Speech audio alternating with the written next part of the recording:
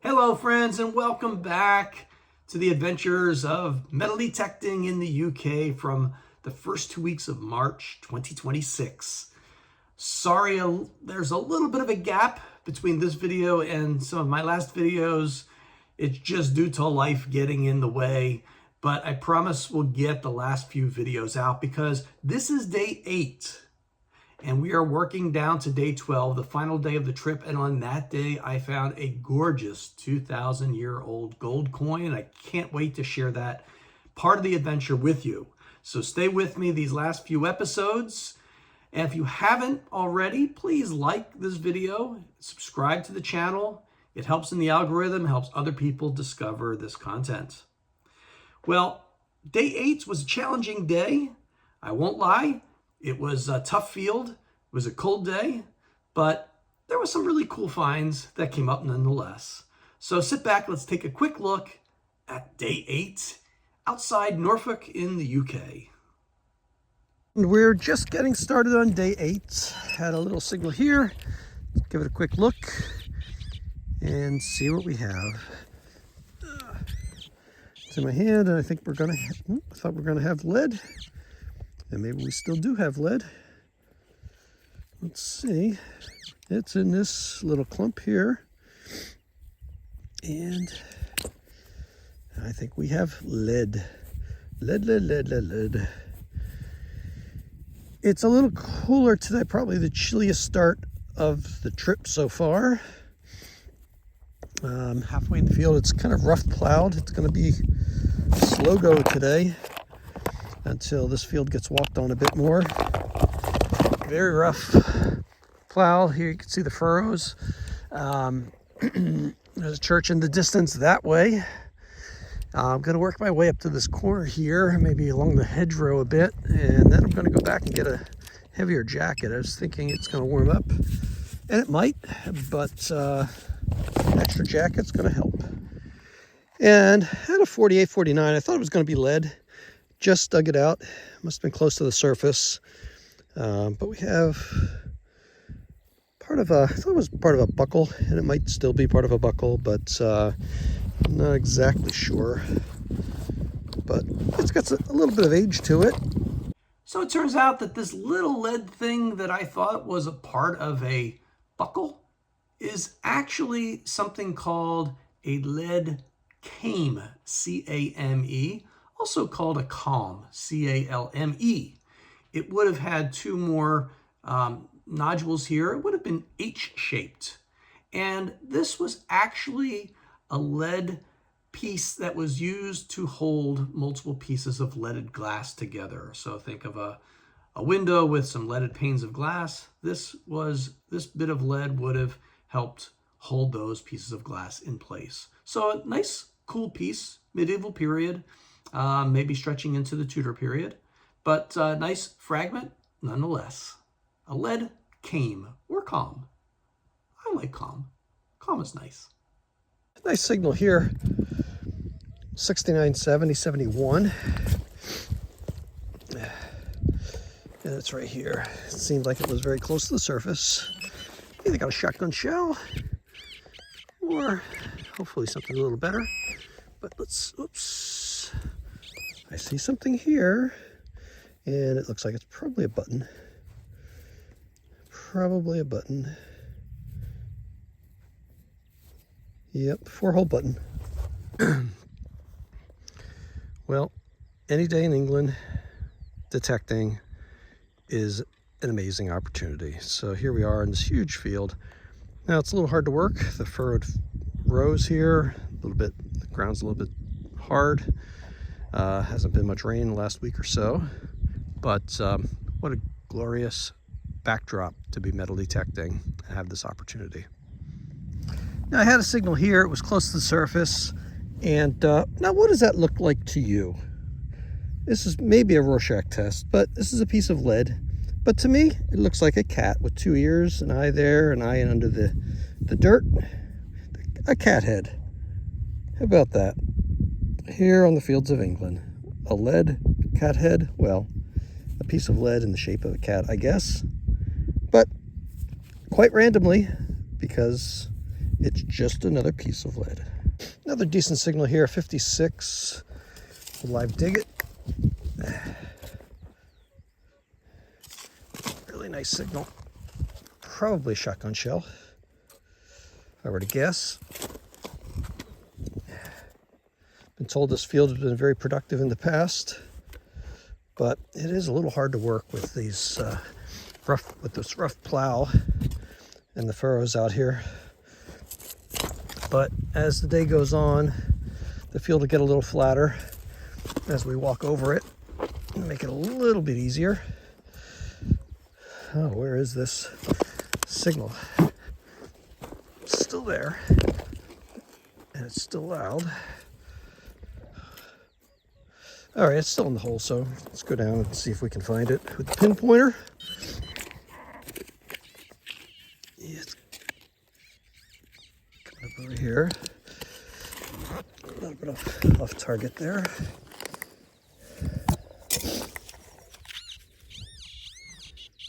Okay, here it is, over here. And another shotgun shell. They do ring up like coins. They're round. They're non-ferrous.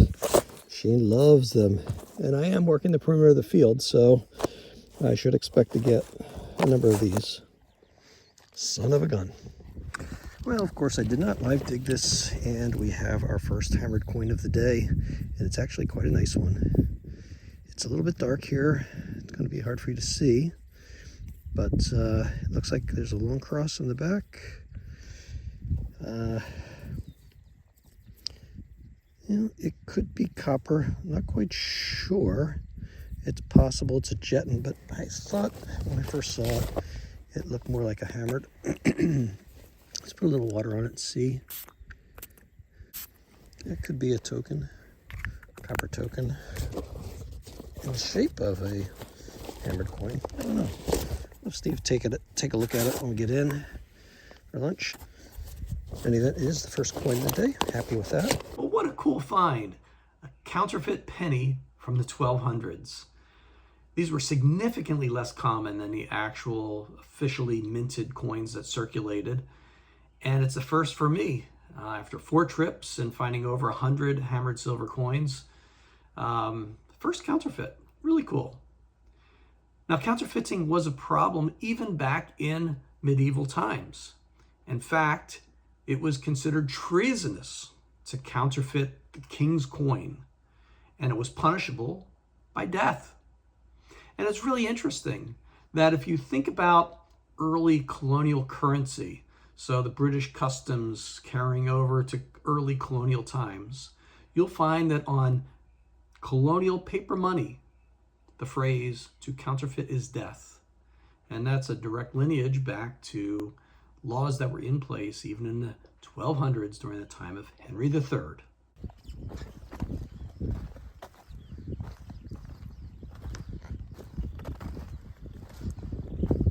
Well, since nothing else is happening, we're going to head over and see how our friend Kevin's doing. Lousy. Scouting for history. We know he's looking for something good.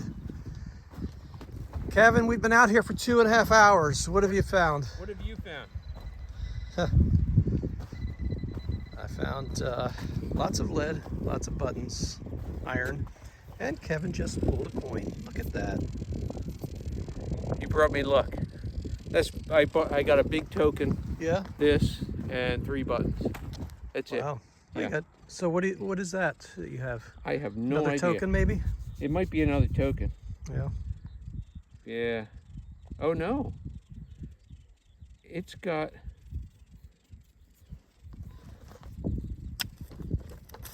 Think it's a hammered coin? Hammered silver? It is a hammer. Or do you think it's a There must be something in the ground that turns them silver or green. It's funny because I had one earlier that I thought was a hammered, but it was also green. Yeah. And I wasn't sure. I thought maybe it must be just a token.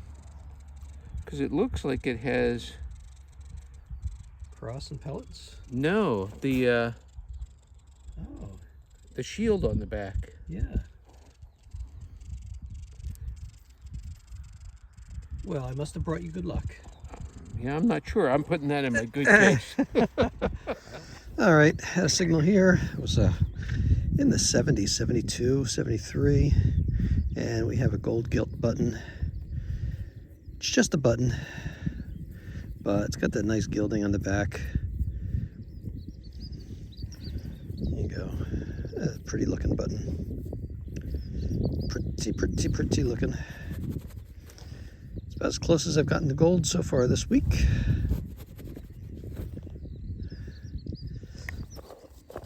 But hey, still a whole week's worth of detecting left, so you just never know.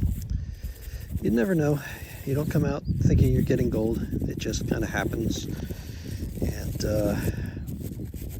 yeah, look at that button. Ooh, shiny, shiny, shiny, shiny.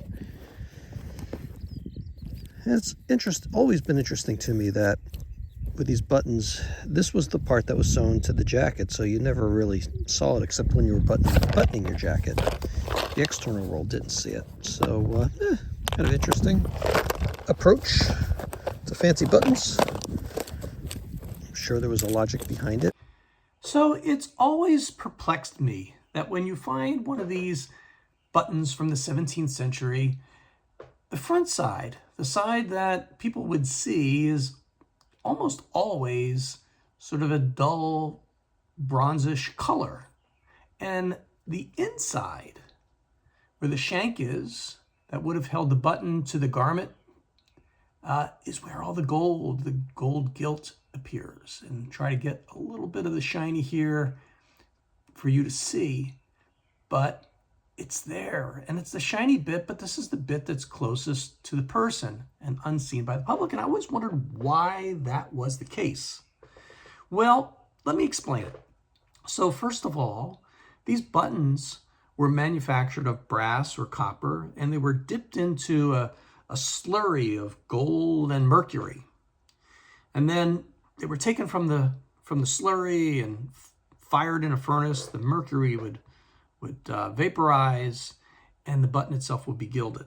Now, British Parliament actually passed laws that dictated the amount of gold that were used to really prevent unscrupulous people from using less gold, and because gold was valuable, and companies were so proud of the fact that their gold was the standard that they would actually often stamp on the inside things like triple gold or warranted or guaranteed. But why is the inside preserved and the outside not? Well, three real reasons for that. One is that the layer of gold across the entire button was fairly thin, and as you can imagine, after years, months and years of wear, of putting the garment on and taking it off, there's a lot of friction on the face of the button that would have, over time, worn that thin layer of gold even thinner. Secondly, people were so proud of these garments and the gold buttons that they would actually polish them, often with abrasive cleansers that would also wear down and make that layer even thinner. And third, these buttons ended up in very acidic farmed soil, and whatever gold gilt remained on the front of that button actually got worn off through the effects of the acidity in the soil over time. But the back, which didn't have the friction, didn't get cleaned, had a thicker layer of gold gilt and often survives, at least partially. Now you know why these buttons are gilded only on one side today. Let's get back to the video. Well, it's nearly 3 o'clock on day 8, and well, the guys are still out working the field. I had a signal here, almost didn't dig it. It was like 47, 48, but I've had such difficult time finding decent signals. I did decide to dig it, and I do have a coin. It looks like it's a half cut, and ironically, it's got this sort of green patina, similar to the coin I had earlier, the only other coin I had today. And I thought that coin might be a Jetton because it looked like a hammered silver. It had the pattern of a hammered silver, but the color didn't look exactly right. When I took it in to show Steve at lunch, I was surprised, and he was surprised.